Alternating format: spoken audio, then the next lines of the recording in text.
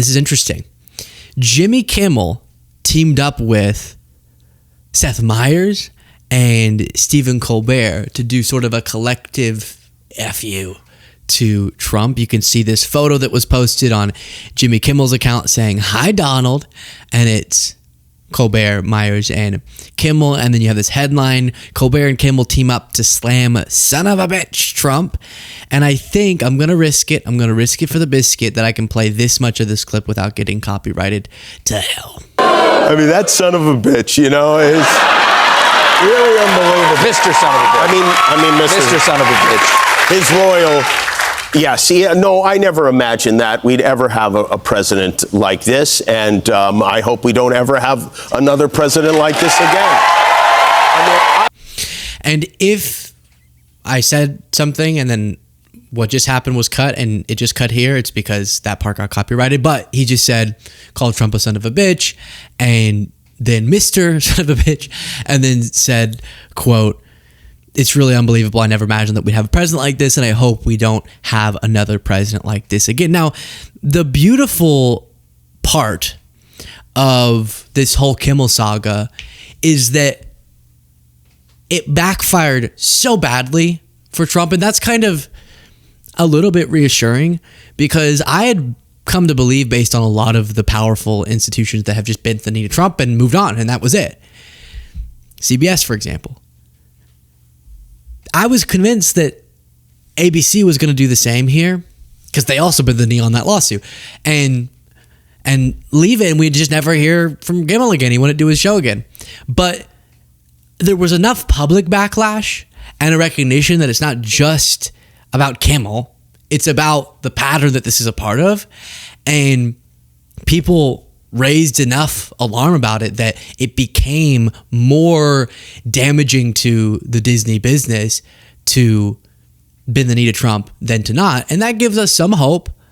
And it is just really funny that Trump trying to attack Kimmel led to Kimmel's ratings being better than ever, because the whole attack line was that Kimmel's ratings were terrible, and that's why it's fine for me to be pressuring him off the air, because he was bad anyways. And then his ratings have shot up through the roof. I haven't seen yet, but I'm sure Colbert's have gone up. I'm sure even Meyers.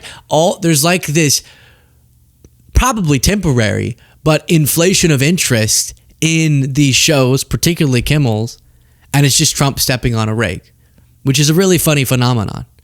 Almost as funny as this Alex Jones clip. Blair's a good person. You look like a woman. Blair White's done nothing wrong. Your bones look like a woman.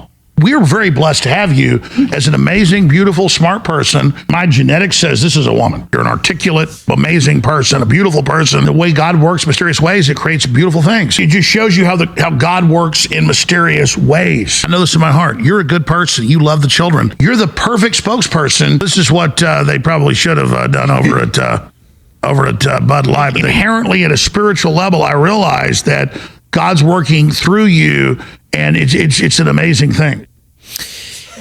It's interesting watching someone in real time realize that in their heart they actually can love and accept a trans person. It just so happens in his case it's because Blair White is like this MAGA warrior.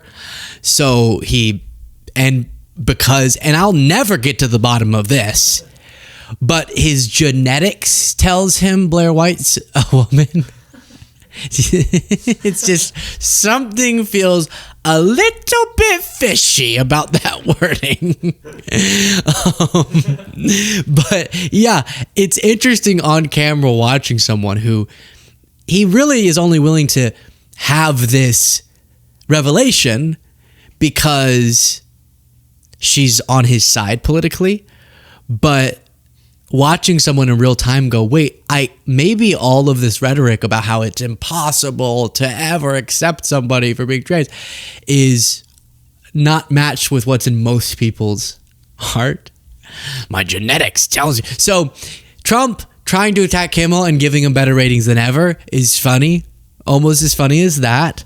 It's also almost as funny, or maybe more funny, than California police pulling over a self-driving Waymo for an illegal U-turn, but who they're gonna ticket? Mr. and Mrs. Waymo? No. That doesn't make sense. Waymo, of course, is a self-driving car. Police in Northern California were understandably perplexed. I love picturing just like a big, sort of like an Alex Jones police officer walking up and being like, license and register. What the hell? There's no person. Police in Northern California were understandably perplexed when they pulled over a Waymo taxi after, my genetics tells me you're a car. Waymo taxi after it made an illegal U-turn only to find no driver behind the wheel and therefore no one to ticket. Could they, I'm not going to keep reading because this is just to be silly about the Kimmel thing, but could they just ticket Waymo? Like, you're not going to leave it. I mean, you're not going to, I don't know the logistics of that actually, but I feel like they have to set up a process with the company, which, what did we find out? Waymo was owned by Google, I think. No, that's the other one. Let me search it up real quick. It's okay. Yeah. But that you got to set up a way to find the companies whenever the autonomous vehicles do something wrong. And then Trump trying to attack Kimmel and it backfiring is as funny as this Reddit thread that said, the doctor told me he had good news and bad news. I told him to give me the bad news first. He said, you only have 6 weeks to live. I said, what can the good news possibly be? He said, you actually have 7 weeks. So,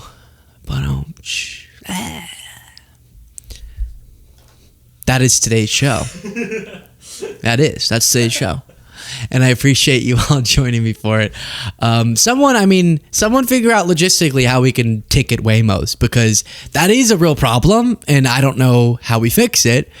I would assume you could just find the company, but why are Waymos even programmed to be allowed to do illegal U-turns? That's a whole nother thing. We'll try to get to the bottom of it. Maybe we'll do so on the bonus show.